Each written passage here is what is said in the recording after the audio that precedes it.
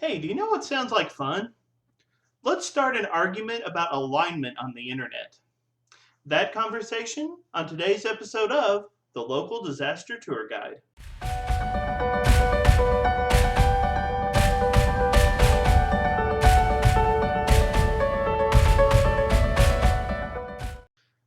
Hello, everyone, and welcome to my channel where we talk about role playing games such as Pathfinder and Call of Cthulhu.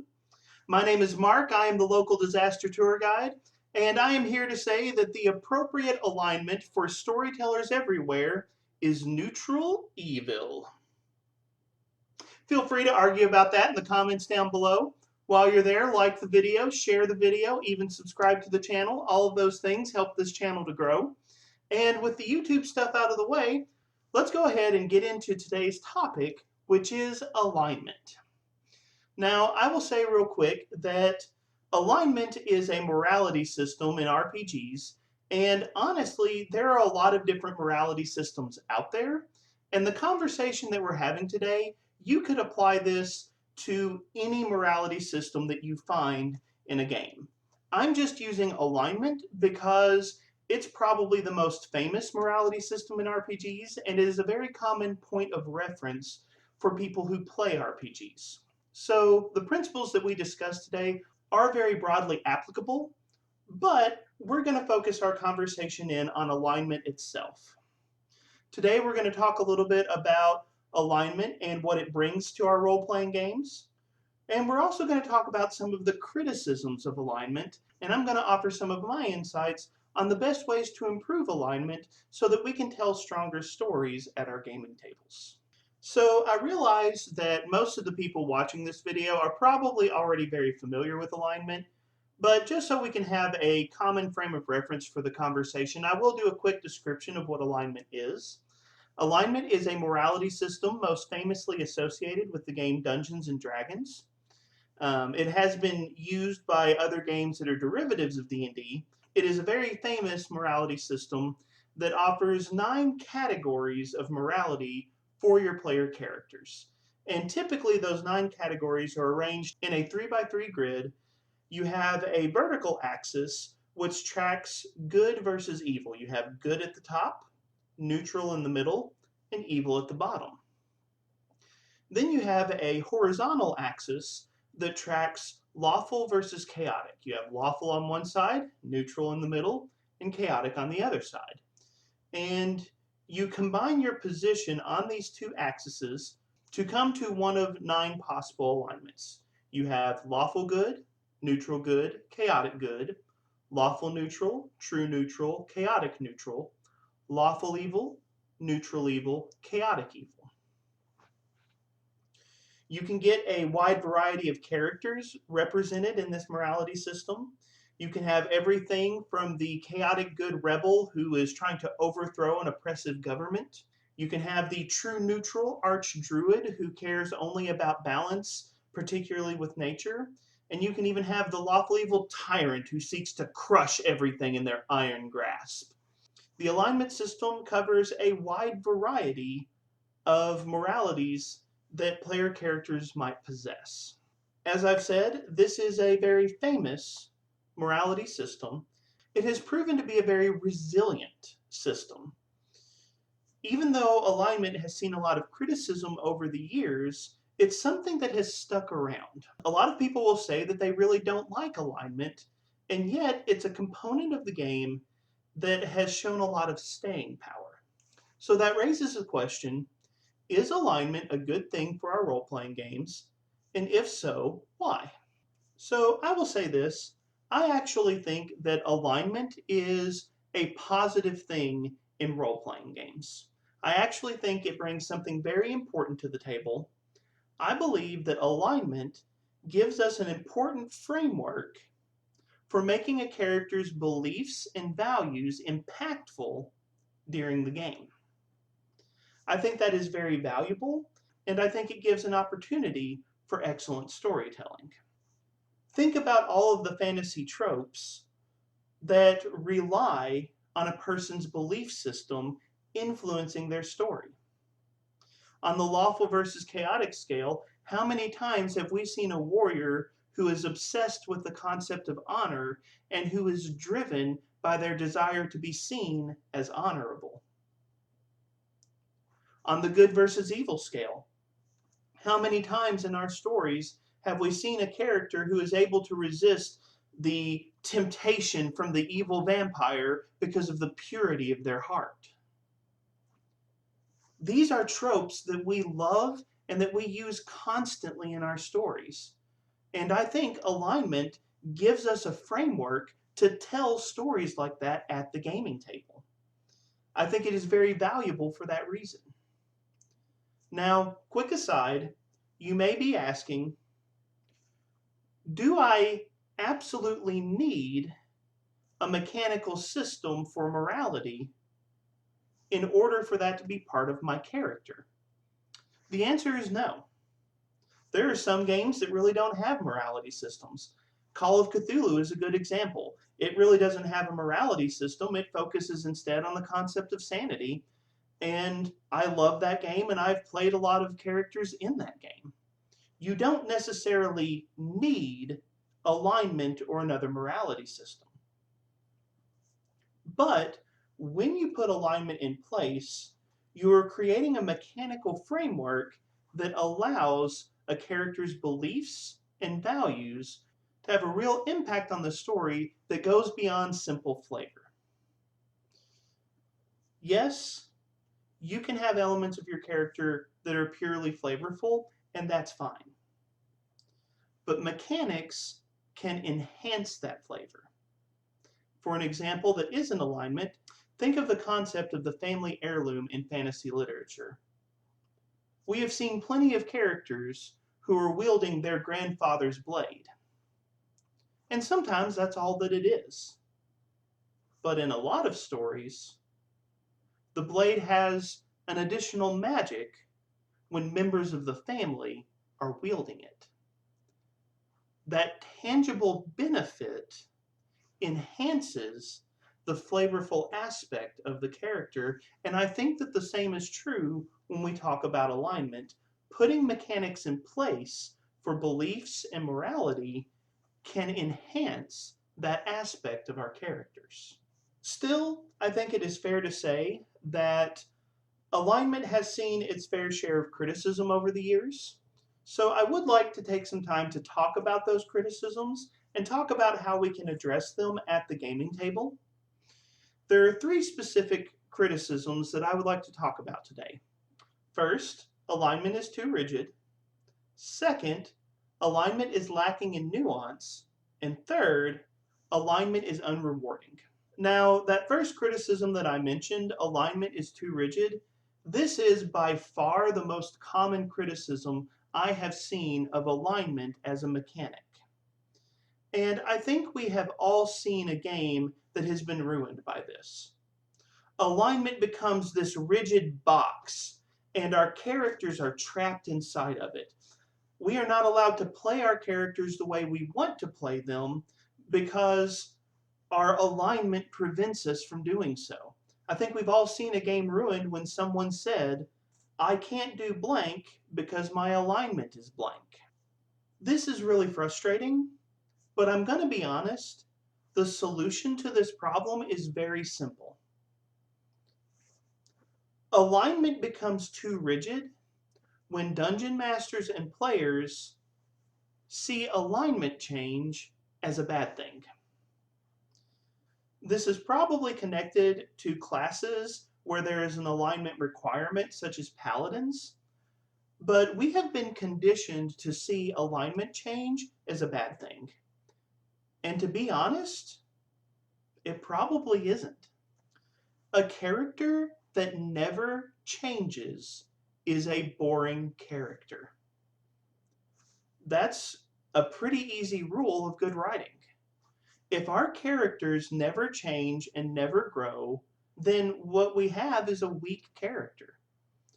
Now, I'm not saying that your alignment has to change constantly or that alignment change is mandatory, but a change in a character's beliefs and values over the course of a 20-level adventure, that is a very realistic thing. And I think that dungeon masters and players really need to adjust their mindset and realize that alignment change can actually be a way to reflect a character growing and changing during the story. The young farm boy who started the adventure might be very different from the cynical and jaded fighter at level 20.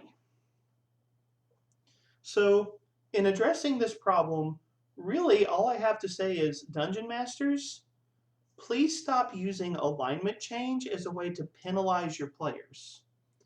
And players, please start viewing alignment change as an opportunity to develop your character and help them grow. When we see alignment change as a way to grow our characters and develop our characters, those rigid walls fall away very quickly. So, like I said, alignment is too rigid. It is a problem, but it's very easy to fix by shifting our perspective and realizing that moving around that alignment grid actually represents realistic and well-developed characters. Now, the second criticism of alignment that we're going to talk about is alignment lacks nuance. I think this criticism is a little more serious. I also think that this criticism blends a little with alignment is too rigid. Quite often, alignment creates this problem where we have very one-dimensional characters. If you roll up a lawful good character, they become a goody two-shoes with no measurable character flaw whatsoever, and honestly, characters like that are very boring. By the same token, evil characters often become this overwhelming or exaggerated evil that is so one note as to be completely unentertaining. There is a real criticism here that alignment doesn't have the nuance to really reflect what a person's beliefs and values might be. Well, to be honest, Dungeon Masters, this is an area where you need to put in the work to address this problem. There's a lot of different ways you can go about addressing this, but the most important thing you can do, storytellers, is communicate with your players. Help them understand what alignment means at your table. Clear communication is going to go a very long way in helping players create more realistic, more fleshed out PCs for our games. But storytellers, what you need to do is you need to decide how that nuance applies to alignment at your tables. Again, lots of ways you can go about this. I'm going to offer you how I approach alignment. You don't necessarily have to use this system, but maybe this will inspire you as you think about what alignment means to you. To help inject some nuance into alignment, I view the alignment system as reflecting four aspects of a character's beliefs. Good represents the virtues that a character possesses. Evil represents the vices that a character struggles with. Law represents the social obligations that are important to that character. And chaos represents the liberties that a character is willing to fight for. From there, I view that alignment grid as a way to measure how these different factors of a person's belief system weigh against one another. Therefore, at my gaming table, characters will have all four of these. When you roll up your character, you need to decide what virtues they have. You also need to decide what their vices are. You need to decide what social obligations are important to your character. And then you need to decide what liberties your character is willing to fight for. Then, when you select your alignment, what you are doing is you are weighing those factors against one another and saying how strong they are in comparison to one another. A good character will still have vices, but by selecting the good alignment, what you are saying is the virtues weigh stronger than the vices. By the way, the neutral ground on both axes represents the character who is maybe uncommitted to one side of the coin or the other, or possibly it can represent a character who is unsure about where they stand on that particular topic, or possibly a character who can't choose between either side of the coin. But it turns that grid into a means to measure how important these different aspects of belief are to the character in question. I have found that taking these four concepts, virtue, vice, social obligation, and liberty, and applying them to every character at the table helps create very nuanced characters while still making that alignment framework very useful in my games. So if you feel like alignment lacks nuance, storytellers take some time to decide how best to apply nuance to the system so that the characters in your games can be more well-rounded and be better fleshed out. So now we come to the third criticism of alignment, which is alignment is unrewarding as a game mechanic. Now, I will be honest, this is the criticism that I actually hear the least, but I honestly think that this is the most important criticism of alignment.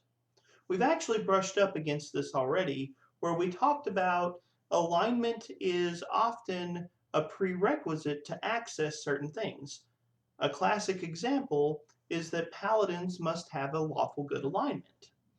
In order to access certain abilities or access certain classes, you must be this particular alignment. Now, let me just say, alignment as a means to access certain features is a rational thing. It makes sense that a class like Paladin, Cleric, or Druid would have certain alignment restrictions that went along with them. I think that it is rational to have those things there, but unfortunately, that's kind of where alignment stops. In order to play this type of character, you must have this alignment. Functionally, what you have done is you've turned alignment into the out of bounds marker and nothing else. That, in my mind, is the biggest problem with alignment. Yes, I do want alignment to serve as that out of bounds marker where it is rational to have that in place, but alignment should be more rewarding than that. There should be a reason why you would portray the morals and the values of your characters. Imagine if alignment actually rewarded you for portraying your character in accordance with their belief system. How much more would we consider it to be a positive system in that case? I've said before that I am very influenced by White Wolf games, especially their game Exalted. And in that game, every character has a nature that is core to their character. It's a driving force of their character. And one of the things that I like about nature in that game is a character's nature can be used to recharge their willpower. Willpower is a very powerful mechanic. So in that game, in Exalted, portraying the core values of your character actually gives you a reward. There's a reason to do that. That's what I wish that alignment had. And that's actually something that I strive to incorporate into my D20 games. Now, I will tell you, every game system is different, so I can't give you a perfect guide on how to make alignment rewarding in your games, but I can give you a couple of examples of how I use alignment as a reward system to hopefully inspire you to come up with something similar at your table. Right now, my group is running our Farewell to Pathfinder First Edition campaign, and we are using the Mythic Power rules Because I want alignment to be a rewarding system for my players, I have actually tied their mythic power to portraying their alignment. If someone does something that is particularly in line with their beliefs and values, they can recover their mythic power. I've put a real tangible reward to that aspect of their character. When we switch to Pathfinder 2nd Edition, Pathfinder 2nd Edition has a hero point system, and I can tell you, in that game, when my players are portraying their alignment and portraying it really well, I'm going to use that as an excuse to give them hero points. I want their alignment to be a rewarding system, not just a series of out of bounds markers. So, storytellers, if you want to use alignment, I think it's important to take some time and ask, how can I reward my players for portraying that part of their character well? Again, every game system is going to be different, but if you can find a small way to make that rewarding, I think it's going to go a long way to improving alignment at your gaming table. All right, let's summarize what we've talked about today. We've been discussing alignment, which is a mechanical system designed to portray the morality and belief system of the characters in our role-playing games. We've talked about some of the debate that surrounds alignment. Is it a good thing or a negative thing? We've talked about the positives that alignment brings to our games. We've said that alignment provides a mechanical framework for saying what is truly important to our character in regards to their worldview. We've also talked about some of the criticisms that people have for alignment. We've talked about how alignment is often viewed as too rigid, that alignment can become a box that constrains our characters. And we've said that the solution to that problem is to view alignment change as a positive thing and an opportunity for character growth. We've encouraged dungeon masters not to dish out alignment change as a punishment, but rather to view it as a story development. And we've challenged players to see it through the same lens. We also talked about the criticism that alignment is often lacking in nuance, that it creates very one-dimensional characters.